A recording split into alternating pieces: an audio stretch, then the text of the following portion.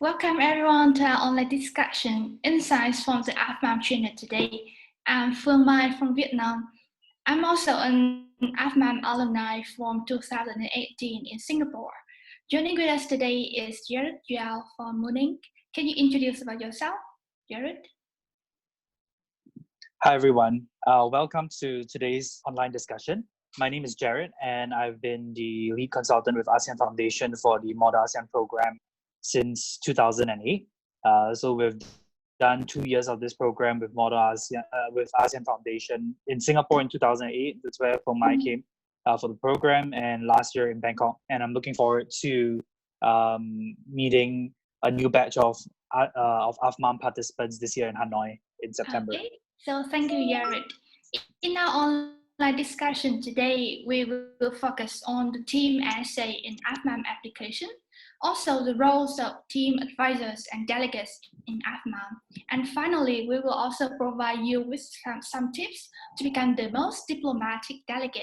So should you have any question about these topics, feel free to leave your questions in the chat section of Zoom.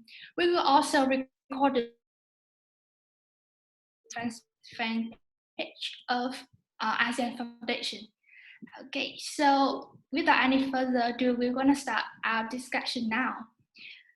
So first, we're going to start with the team essay. So from my perspective, I think that research plays a very important role during the team essay writing process. So can you, Jared, provide some tips about how to research for the team essay? Like what applicants should research about and where they should find some information for their team essay? Yeah, so the team essay would be a very important part of any one of the team applications for AFMAM. And I think the most important part of the research is to showcase essentially how your team is able to channel complex international and regional issues into an essay that highlights the positions, highlights the essence of the issue into an essay that showcases the very best of what your team can put forward. And this is also, of course, very important skills that we look for in delegates for AFMAM, because at AFMAM all of you are going to be representing and role-playing member states and discussing regional issues that pertain to, you know, the 700 odd million people living here in ASEAN. And so research plays a very key role, and for you to demonstrate that you can do that level of research, your team essay comes in at the application stage. So the team essay is an opportunity for the teams to demonstrate their researching skills, right? Yeah, and when we talk about researching skills, you know, what we're also looking for is not just, you know, massive amounts of information, but how the information is collected, what sources, you know, the teams bring in as part of their research. So we're looking at credible sources. We're looking at sources that are, for example, we're looking for expert sources, peer-reviewed journals. We're looking for information that is credible and that is succinct in bringing forward the message that the teams are trying to convey. So credible sources are also very important. So what about the team essay itself? To you, what makes a good team essay? Can you list some factors contributing to a good team essay?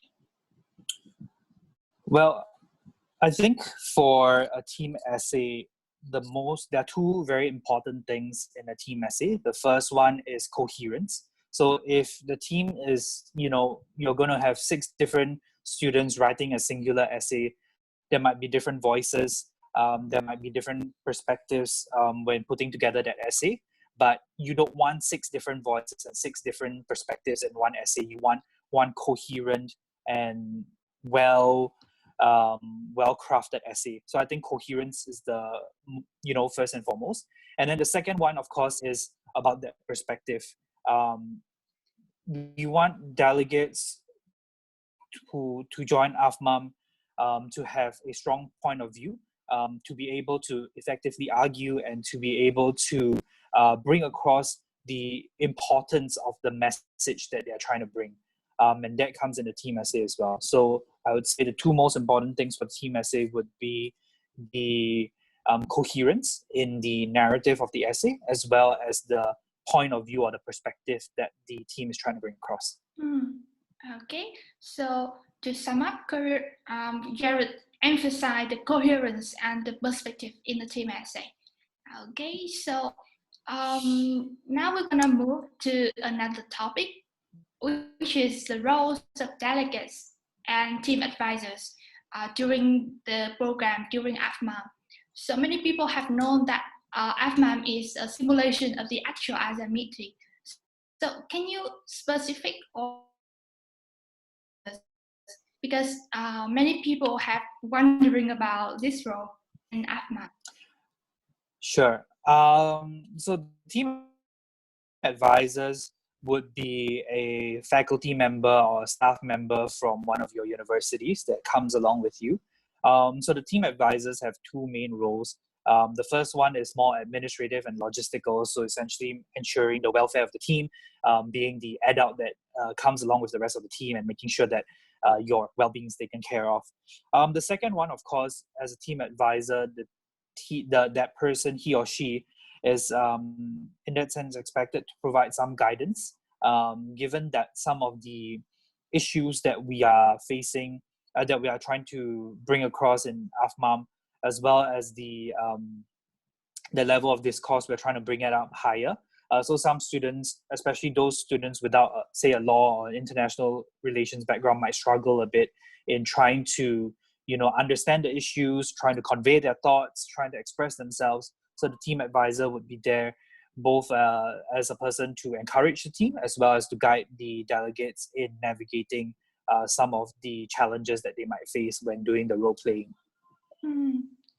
So what about the roles of team advisor, like during the program itself, like in the official meeting days, what they will have to do?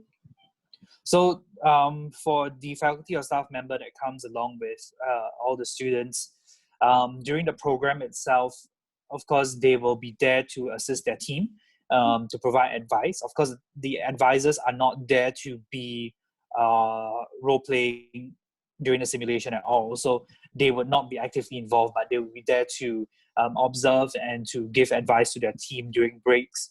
And also, because how we do it in AFMAM is that students from different nationalities would role play another member state. So for example, like a Malaysian student would role play, say, Thailand. So the team advisors are there to be an additional resource to give insight on their own country to the delegates that are representing their country. Okay, I got it. So before the meeting, team advisor will assist their own team, but during the program, there could be a source of insight for the team that represent their country, right? Yes. Okay, thank you, Jared. So now we're gonna move to the roles of delegates. Okay, during the AFMAM, so the first question I want to ask you is what they will have to do before the AFMAM program once they are officially chosen to be the delegate. What documents they have to prepare or tasks they have to prepare?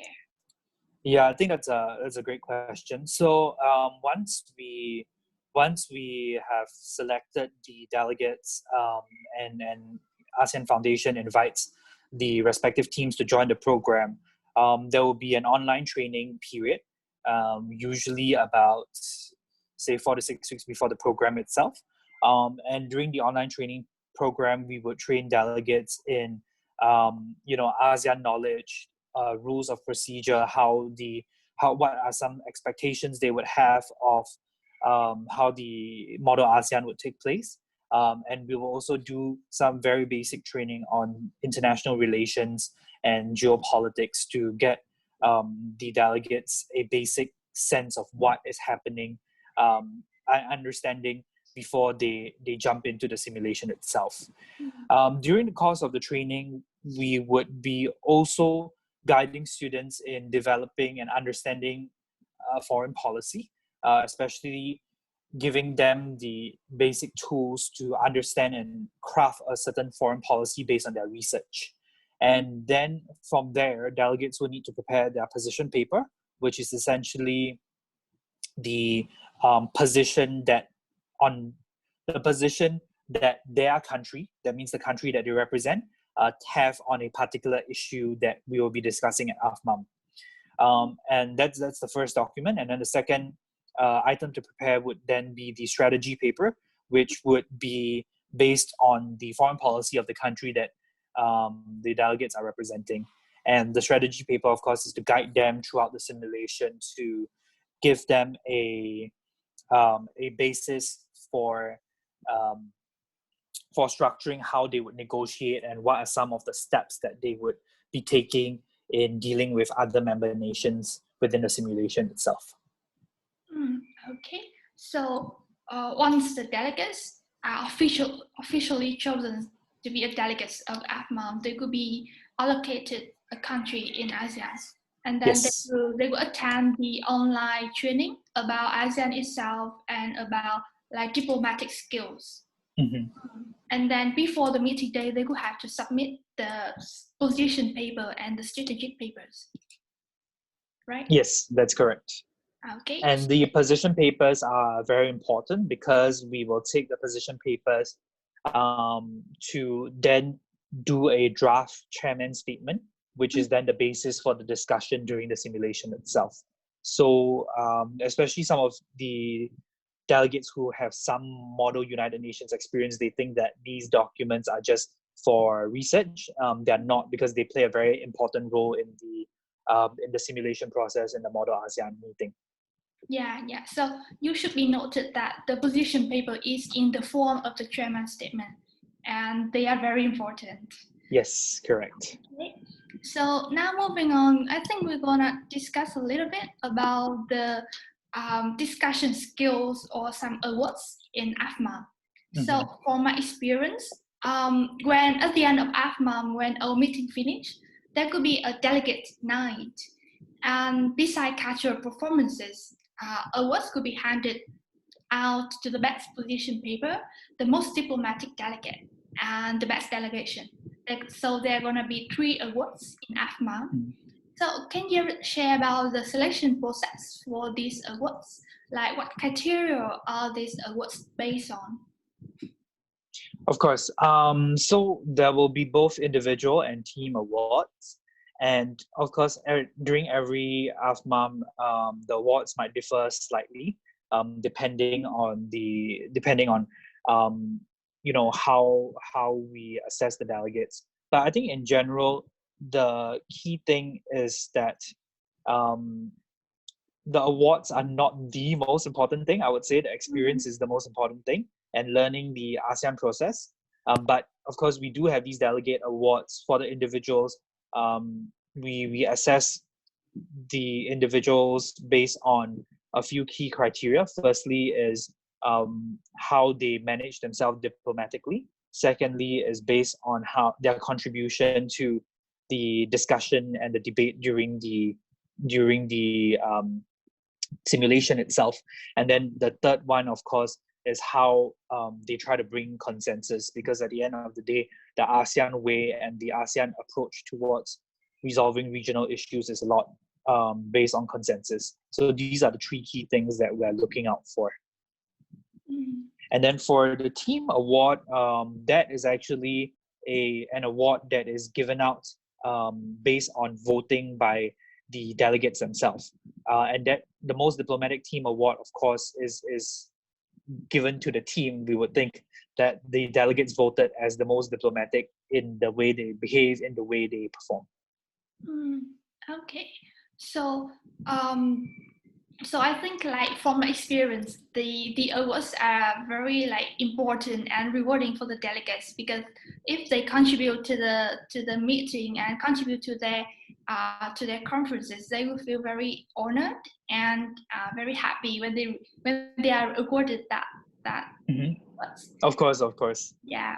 So we have known about the selection process and also about the criteria. Now I want to discuss a little bit about the discussion skills in AFMAM.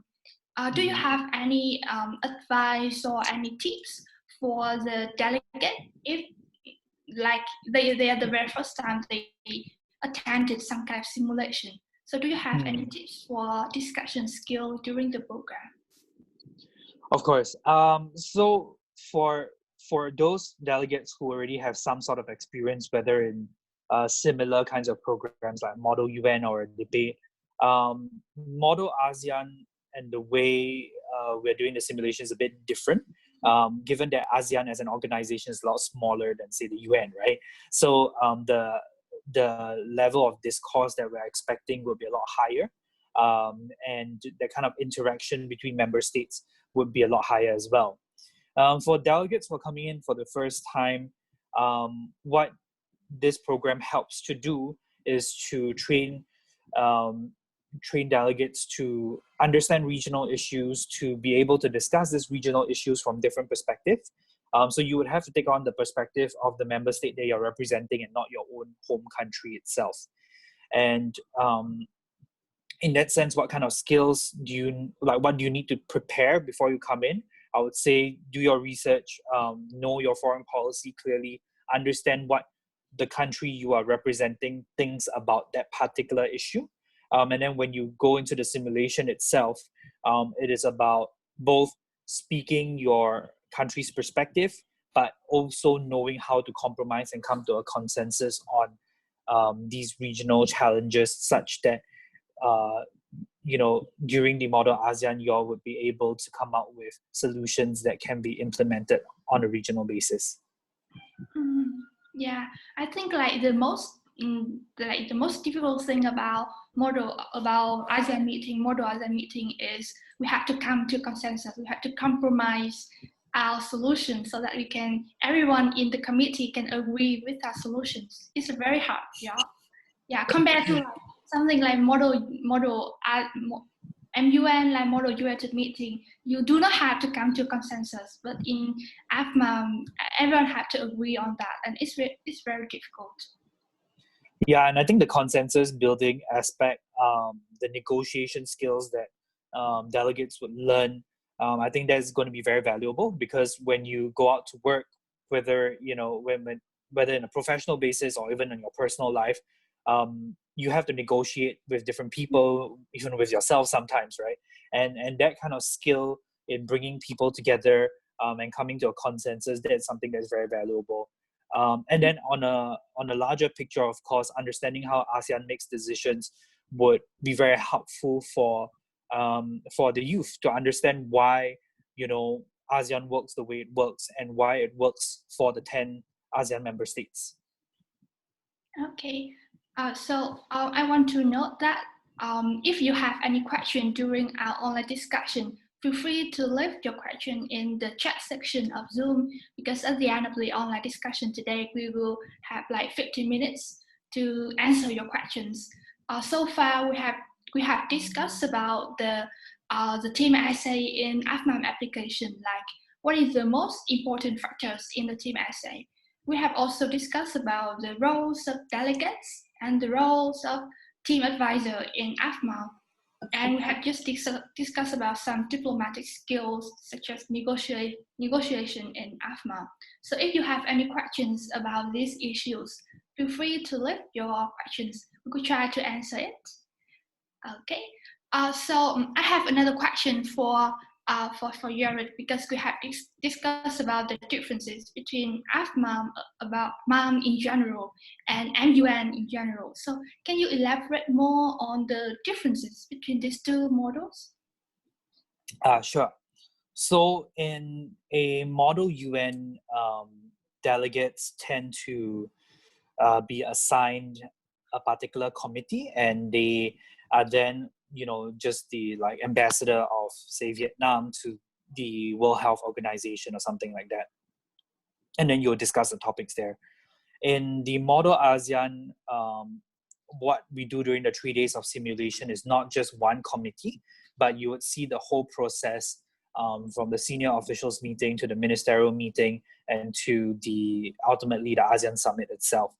And so the purpose here, of course, is to show how the whole process works, from the senior officials level, and then you bring things upwards towards the ministerial level, towards the community pillars, and then subsequently to the ASEAN summit where the head of governments will endorse it.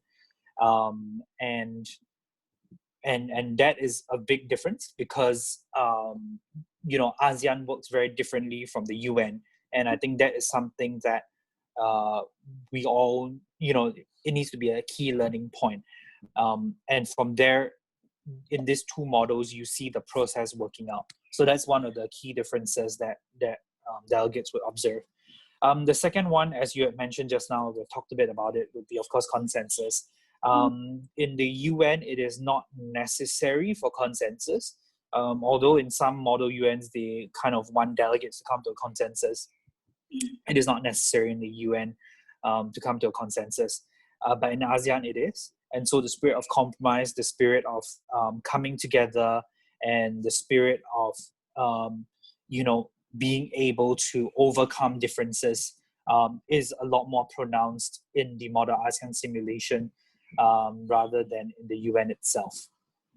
And I think the last key thing for me in terms of the differences between model ASEAN and model UN, for model ASEAN, because of the size, you are looking at having very detailed, very, I would say, intimate conversations on solutions.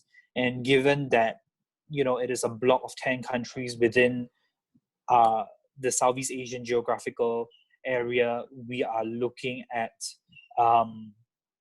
essentially countries with very similar conditions and countries that understand each other. Whereas in the UN and by extension model UN, countries are very diverse, they have very different concerns. And so in that sense, the starting point for discussion is very different in the model UN than it is in ASEAN.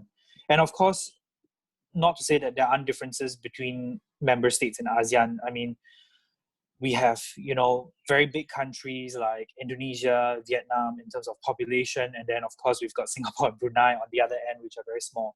But in terms of the way the countries approach issues, in terms of the way the challenges are posed, I think Southeast Asia is the cogency in terms of the problems and the challenges are a bit similar. And so it creates for a very good platform for delegates to come together and discuss solutions to regional issues.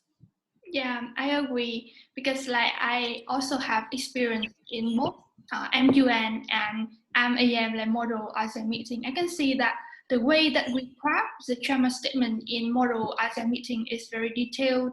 We have to agree on every word in that document. Yeah. Yeah, and I mean, of course, that is just the chairman statement is just a manifestation of the approach. But I think beyond the chairman statement, during the simulation, the experience is really built around the spirit of consensus, the ASEAN way. And it can be both, of course, enjoyable and frustrating at the same time. Sometimes there are issues that ASEAN will take a very long time to solve, particularly issues that are a bit more sensitive, because we need time to build a consensus. But I think as someone who has watched this process, in terms of the simulations, I think students would gain a deeper appreciation as to why this is important for our region, given that Southeast Asia as a region historically hasn't been that united and is very, very diverse. So sort of imposing the spirit of consensus onto the way in which the 10 member states interact with each other, I think that's very important to maintain peace and stability in ASEAN. Yeah, okay, thank you, Jared. So I think now we're going to start picking some questions from the chat section of Zoom. We have several questions. So I think the first question is, which essay citation style is preferred, like is it Chicago or MAL? Some delegates have question about the citation style in the team essay. So do you have any? Yeah, there are some, I'm looking at the questions now. There's some questions on the essays, so I think I'll just address them all. I don't think there's a preferred style, whether it's MLA or Chicago. I think the point here being, as long as your sources are cited, that's important, because we want delegates who are who have academic integrity. So whichever style doesn't really matter as long as your sources are cited. in terms of what the essay would be like, on as I think we mentioned in the first part of this video, the team essay really is just a representation of what your team wants to put forward in terms of your research. So again, it is not like a position paper in that sense. So I wouldn't worry too much about it, because we only develop the position paper once we convene the training and once the allocations are given out to team members. Yeah. So I think there is another question about team essay. There is a participant asked that should we target at one specific aspect of the environmental issues and develop it fully? Like, if yes, any tips on choosing a subtopic? Again, the theme this year, of course, is built around environmental issues, and it's built around how ASEAN approaches these kind of issues. So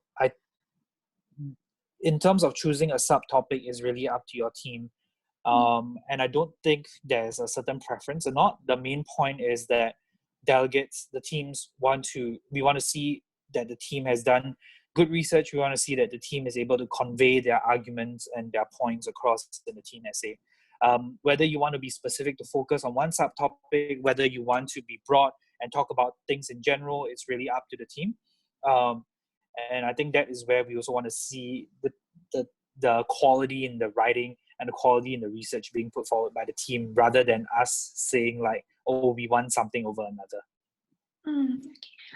Previously, we have also discussed about the 3 important factors in an essay. So I think I will repeat it again. So delegates or participants, if you are having some questions about the team essay, I think you first need to focus on the coherence of your team essay, and also focus on the perspective of it, like what argument you want to bring about, right? Yeah. Exactly. That's a very good summary. Thank you. Okay, let me see. So there is a question that do the 100 word count include the citation? Like, does the word count include the citation? I wouldn't think so. No. Yeah. So the citation is excluded from the word count, from the total word count. So some participants asked about the team advisor. Like, must the team advisor belong to one of the team members' institute? From my understanding as to how other teams got their team advisors before, most of their team advisors come from the same institution as the team members do. I don't believe it's entirely necessary for everyone to be from the same institution. And I know there are some teams in the past that have a team advisor from a separate institution, but they already knew each other before the conference. And it is a mentor that they want to bring along, which I think is fine also. As long as there's a good case for it, I don't see any problem in that. Yeah, I agree, because my team in 2018, my team advisor is from a different institution. I think it's not necessary for everyone to be in the same institution. Yeah. Mm-hmm. Yeah. So there is a question about the minimum age to join in AFMAM, and what are the processes to join AFMAM? So can you say about this again? The minimum age and the process to join AFMAM. So for the minimum age issue, as Karan from the ASEAN Foundation has put there in the chat, team members must be between 18 to 25 when the program takes place. And I think the details can be found on the ASEAN Foundation's website. Same for the application process as well.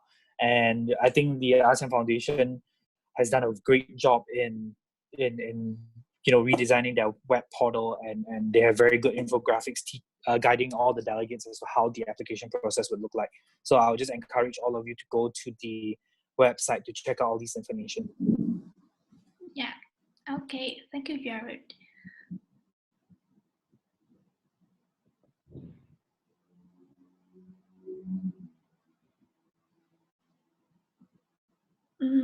So there is a question that after participating in AFMAM, are there other benefits that can be obtained as a delegate? Yeah, of course. So during AFMAM itself, the experience, the networking, and the connections that delegates would build, I think that is something that goes, beyond just that experience itself. Um, as part of the AFMAM program, there's going to be a Train the Trainers program as well, and that Train the Trainers program, of course, is happened.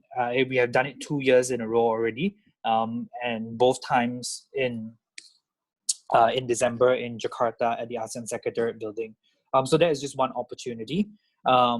After AFMAM, there are many other programs that ASEAN Foundation organizes as well that delegates can sign up for and choose to attend.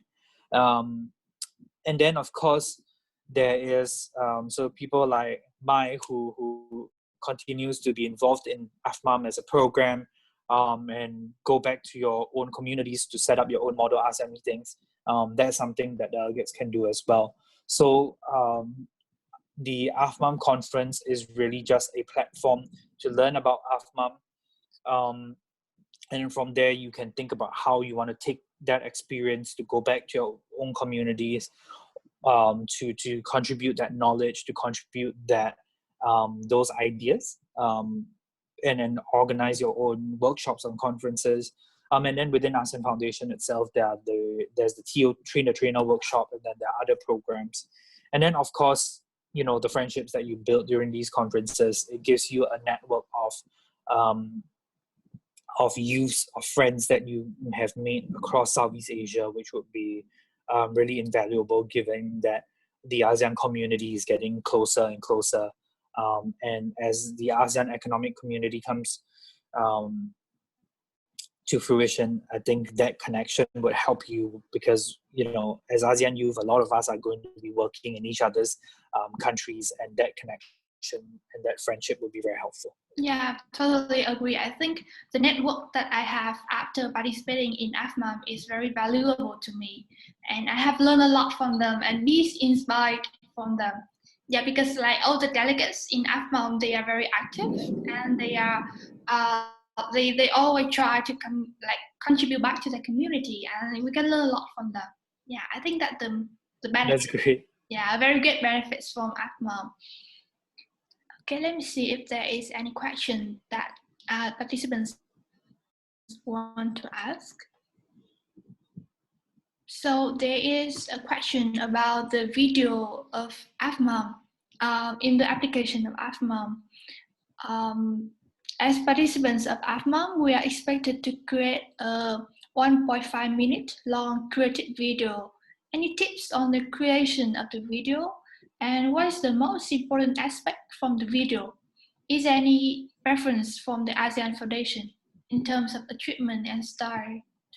I think with regards to the videos, the good thing is because it's all submission on YouTube, you can actually go and see what some of the previous batches of ASEAN AFMAM applicants have put online. And I think the one thing you would see is that in the teams that make it to AFMAM, in their videos, they again, they are able to communicate information about who they are, why they should be part of this program, and what do they bring to the table. So whether it's your experience, your accomplishments, that is just part of it. The video shouldn't just be you narrating your resume. It's more on how you are able to communicate and show what you can bring to the table in terms of your knowledge, your experience, and even your passion about ASEAN and regional issues. Yeah, agree. Like because, for example, my teams in 2018, we did not include any of our achievement in the video. We just put it in the description box of YouTube. Mm-hmm. I think it's more important that we can communicate and say who we are and how we can contribute to the program itself. Yeah, so I think the main thing about the video creation is really have fun, and showcase your team's your personal voice in it. And I think a lot of the successful applicants for the previous rounds, when you look at their videos, they are really just having fun. And I wouldn't worry too much about having over the top you know graphics or post editing. Like, we're not looking for a professionally made video. I mean, that would be nice, but that is not the thing that the selection panel is looking for. They're looking for the personal voice of the team members and how the respective teams intend to contribute to the AFMAM program. Mm. I just have received a question about the endorsement letter of, of the deputy faculty. I think they want to ask about the endorsement letter of the team advisor. Like, what is it in the endorsement letter for team advisor? For the endorsement letter, I think I would defer to Karan to speak on this, if that's possible. Mm. So, Karen, can you have us answer the question from the about the endorsement letter of the faculty member?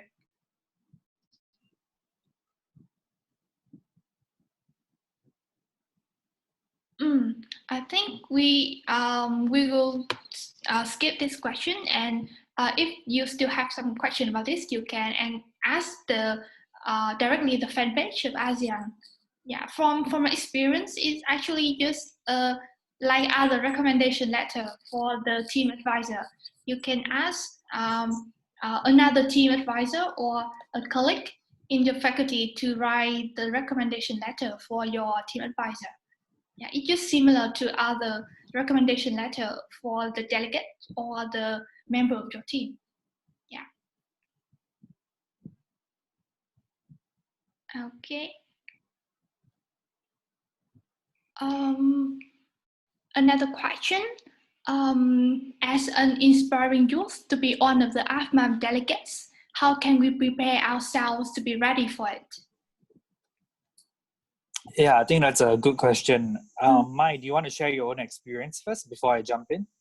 Yeah, I think like to me, the most important thing to prepare for AFMAM is researching.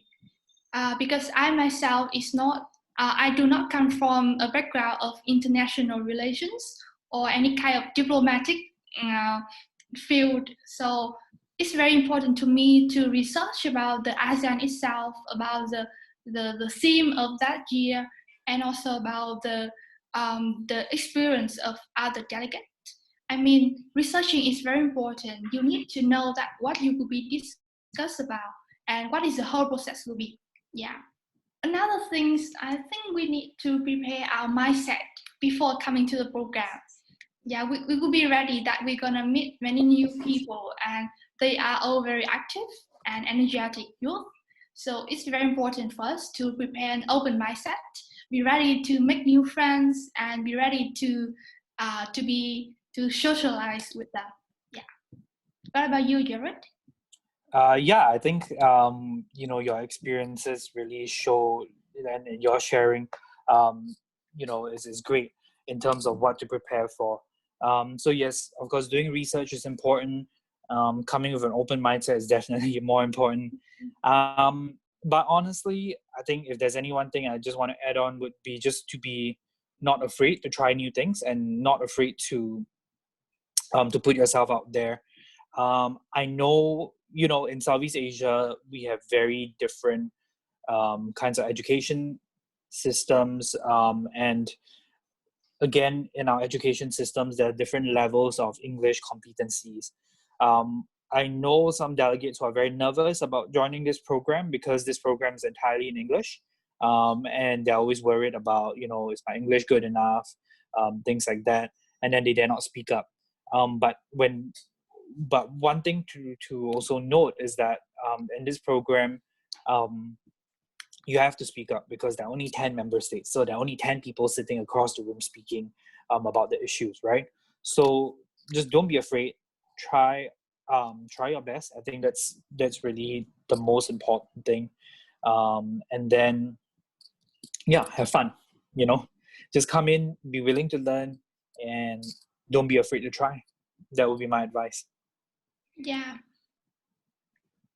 Okay, so there are some delegates, some participants. They are asking about the recommendation letter, and ASEAN Foundation have answered your question. So the letter recommendation is written in free format on letterhead paper, signed by authorized official of your institution, verifying that the name, the department, faculty, and the current semester of the team member and the team advisor. Okay. So I think there is another question.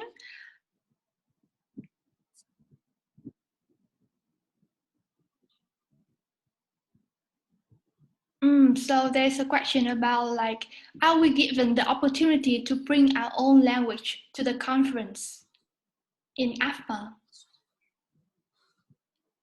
I am a bit unsure about this question, but if I understand it correctly, is this person asking whether during the discussion, if delegates would be able to use their own national language? If that is the question, the answer would be no, because in discussions at ASEAN and at Model ASEAN by extension, all discussions are done in English, because that is like the common language that is agreed upon by member states. So we will not be using language of the respective national languages of member states during the discussions itself. Yeah. Another question about the cost. So Misa from Malaysia asks that after the selection process done, is the accommodation and logistic cost upon our own expenses? So for that, once the selection is done, ASEAN Foundation will be in touch on the logistics for both the flight and accommodation. So I would say that delegates should, upon being selected, the information will be given as to the timeline for the accommodation and the other logistics. Yeah. Okay, so from experience in AFMAM 2018, all the flight ticket and accommodation are paid by ASEAN Foundation, and you don't have to worry about the expenses. Okay, so I just want to remind again that in this online discussion, we try to address some technicality in AFMAM, like about the team essay or about the AFMAM process itself. Like if you still have questions about this, feel free to ask us. So I think we try to come back to the researching process a little bit, because it's a very hot topic that everyone wants to listen about. Like, do you have any recommendation on the sources that participants can look for information? Sure.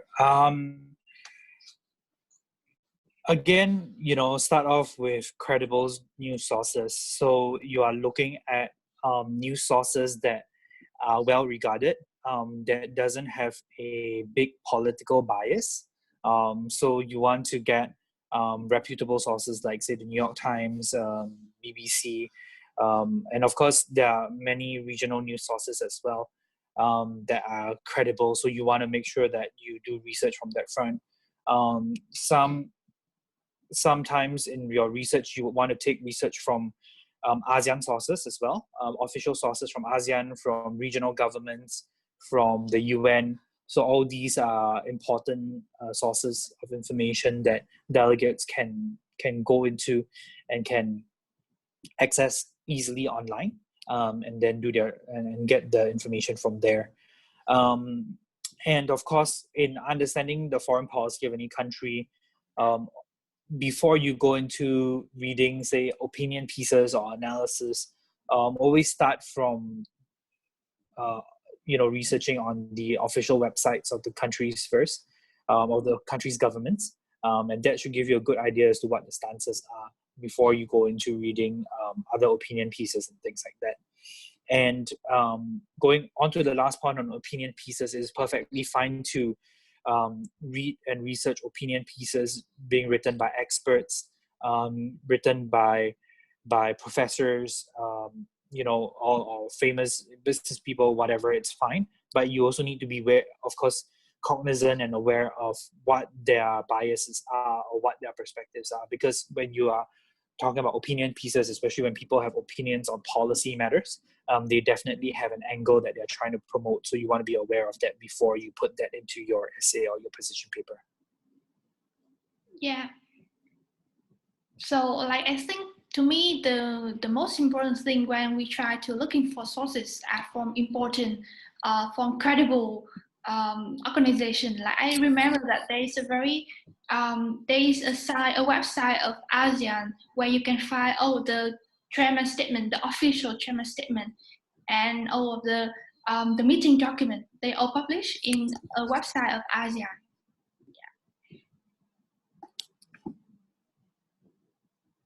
So I think some questions about the current status of COVID-19 will be answered to you by ASEAN Foundation. Yeah.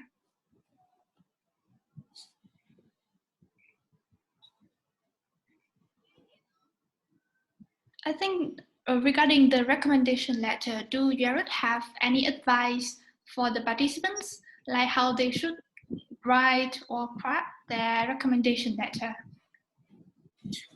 So again, the recommendation letter is to essentially certify that the delegates are from the institutions that they are from, that they say they are from.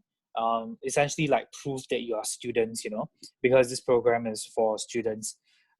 So I think I would say that if given, I know the difficult situation around because of the COVID-19 outbreak, I would just advise you guys to just write into ASEAN Foundation if you have any specific questions on navigating the issue. And I'm sure Karen and the team would be very happy to respond to all your queries about that.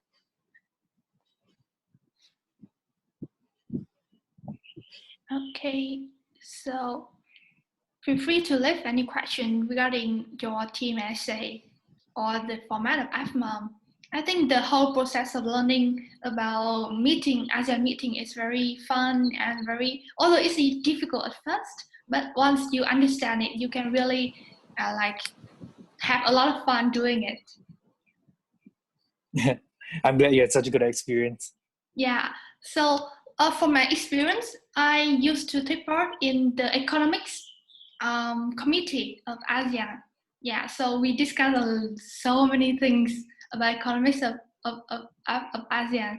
Although there is difficulty at first because we do not really understand, but only after 1 or 2 sections, we kind of navigating the whole process and playing with it. It's very fun at all. I'm glad. Yeah. Yeah, and you must be excited that this year's edition will be going to Hanoi, right? Oh, I received another question. If we are selected as a delegate, can we skip the online coaching or online sections? I mean, like they asked if the online coaching is compulsory.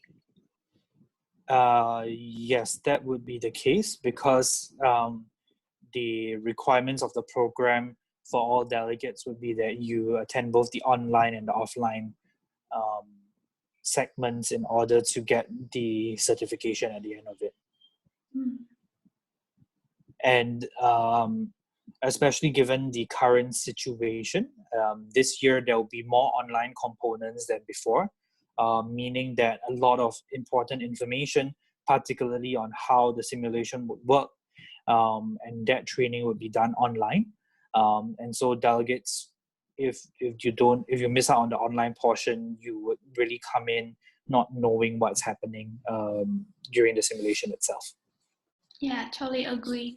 The online online sections are very important, because if you skip it, you will not know much thing, and you will really like be out of nowhere during the program. Yeah. I think we only have around like 10 minutes before the end of the online discussion. So if you still have any questions, any burning questions about AFMAM, you can ask it in the chat section.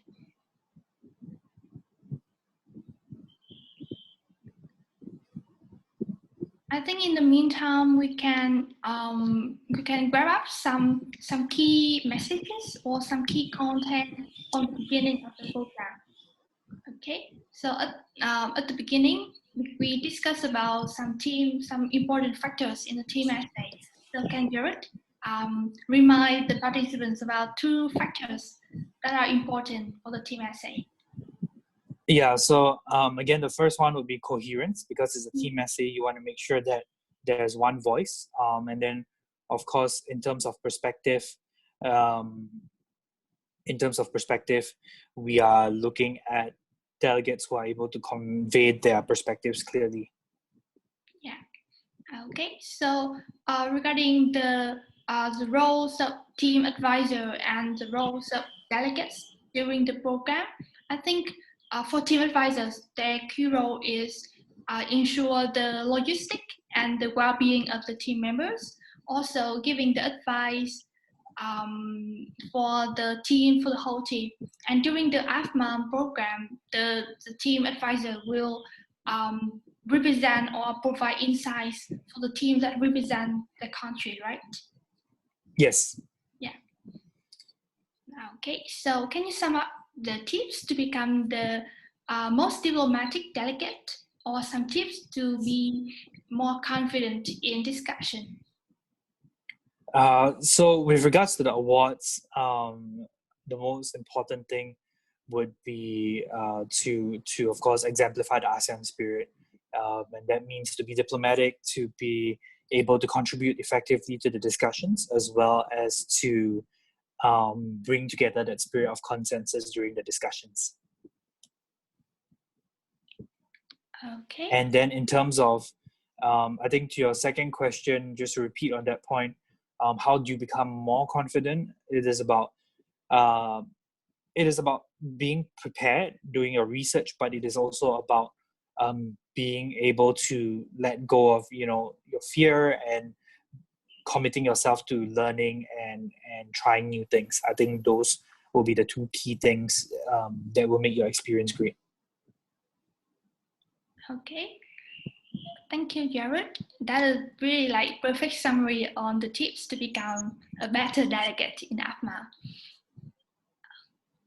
So there are some new questions about the recommendation letter.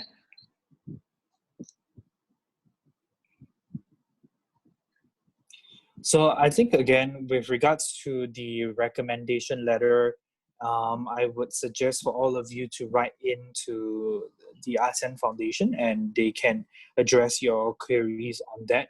Given the current situation, I think they would be able to advise individual delegates on how to what they would need on this front.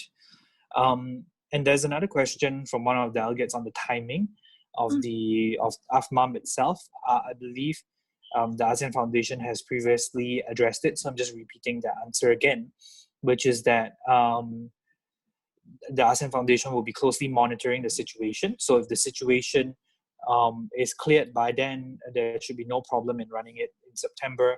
But if, of course, COVID-19 still is a public health threat and it's still an issue that regionally we are all still grappling with, then I think there might be some changes. But again, it is just subject to the fluctuating situation. And my advice to all prospective delegates would be just to apply first. If you are interested and you want to be part of this program, apply first. If the situation changes, we just have to be adaptable, right? I mean, a few months ago, none of us would think that we'll be stuck at home for many weeks, but we have, and we are able to adapt. So yeah, just apply, and then if there are any changes, ASEAN Foundation will communicate with all of you on the changes. Okay.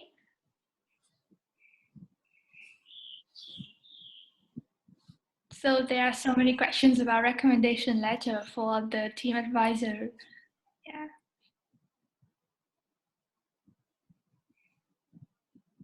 Yeah, so again, I would say for the recommendation letter, just write into ASEAN Foundation, and they would get back to you guys on what they need on this front for your applications. Yeah. So I just want to update a little bit about the COVID-19 situation in Vietnam, because this year AFMAM will be organized, will take place in Vietnam. So at the moment, I think we pretty control the situation of COVID-19 in Vietnam, and we hope that we can maintain the situation, the positive situation now for a long time. And I think until September, things will be back to normal. Okay.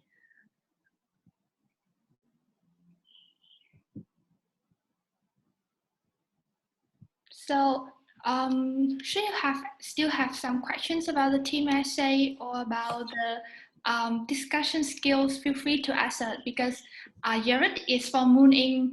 and he is very experienced in discussion skills and kind of diplomatic things, right? Thank you for your kind words. But yeah, if you have any questions, please feel free to ask.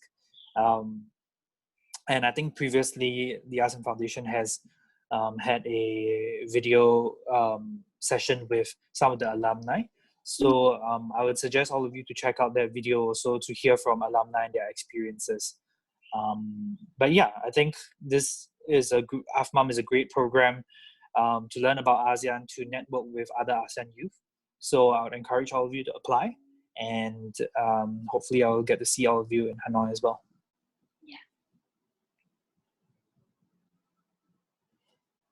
Okay, so I think we will come to stop our online discussion now. If you still have any question, feel free to ask the ASEAN Foundation through their Facebook page. I think the ASEAN Foundation will try their best to answer your question. And this online discussion today will be recorded and will be published on the online fan page of ASEAN Foundation. You can rewatch this online discussion again if you miss any part in our discussion. Okay, so to wrap up our discussion today, I will ask Jared to give all of the prospective delegates to give them one last advice. Sure.